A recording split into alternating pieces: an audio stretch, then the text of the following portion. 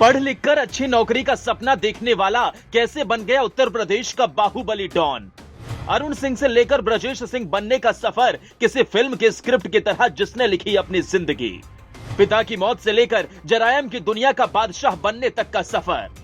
करीब 13 साल बाद वाराणसी की सेंट्रल जेल से माफिया डॉन बाहुबली ब्रजेश सिंह की रिहाई हो चुकी है।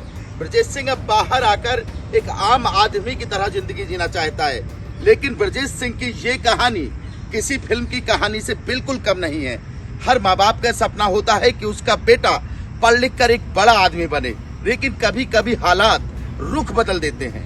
ब्रजेश सिंह की कहानी का पहला पन्ना वाराणसी के दोहरारा गांव से शुरू होता है। दोहरारा गांव में ब्रजेश सिंह का जन्म हुआ। ब्रजेश सिंह के पिता का नाम रविंद्र नाथ सिंह था। ब्रजेश सिंह के पिता का सपना था कि उनका बेटा भी पढ़ लिख कर अफसर बने, परिवार और देश का नाम रोशन करे, लेकिन वक्त को कुछ और मंजूर था। ब्रजेश सिंह के बचपन का नाम अरुण सिंह था। 12वीं पास करने के बाद अरुण सिंह ने बीएससी में दाखिला लिया और यहीं से ही शुरू होता है अरुण सिंह के ब्रजेश सिंह बनने का सफर। तारीख 27 अगस्त साल 1984। यहीं से शुरू होती है अरुण सिंह के ब्रजेश सिंह बनने की कहानी। इसी तारीख को गांव के कुछ दबंगों ने अरुण सिंह के पिता रविंद्रनाथ सिंह की बेरहमी से हत्या कर दी। पिता की हत्या के बाद अरुण सिंह बौखला गया। उसके सर पर अपने पिता की हत्या का बदला लेने का भूत सवार हो गया।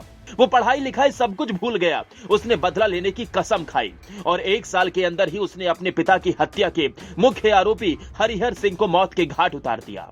पढ़ाई लिखाई करके जो अरुण सिंह अपने सपनों को पूरा करना चाहता था, वो जरायम की दुनिया का ब्रजेश सिंह बन गया।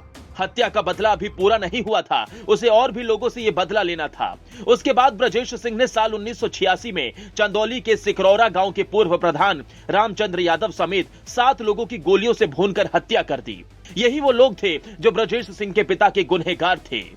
बाहुबली ब्रजेश सिंह के पिता की हत्या का बदला तो पूरा हो चुका था, लेकिन यहीं से ही ब्रजेश सिंह की जिंदगी बदल गई। पुलिस ने गिरफ्तार करके उनको जेल भेज दिया और जेल में उसकी मुलाकात त्रिभुवन सिंह से हुई।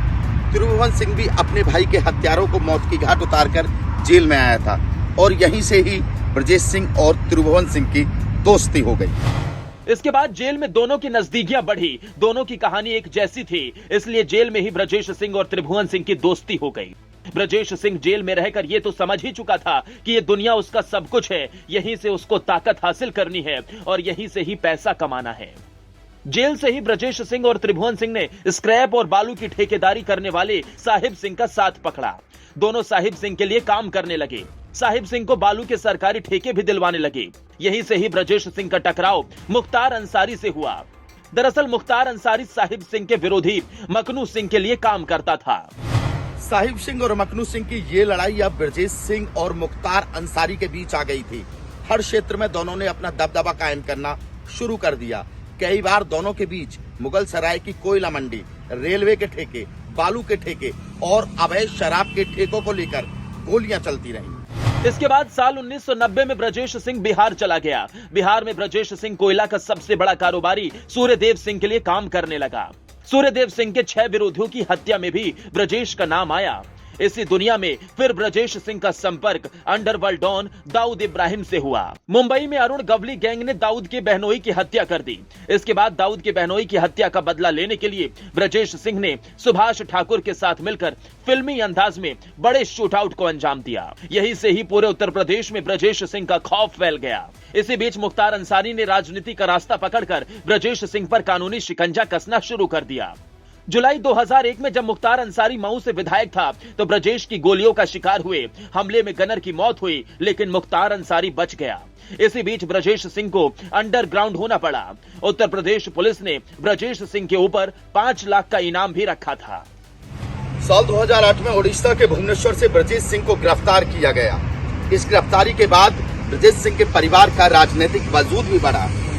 13 साल बाद ब्रजेश सिंह वाराणसी की सेंट्रल जेल से बाहर आया है और अब ब्रजेश सिंह एक आम आदमी की तरह जिंदगी जीना चाहता है। दोस्तों, गैंगस्टर की एक और सीरीज में आपसे फिर मुलाकात होगी। तब तक के लिए नमस्कार।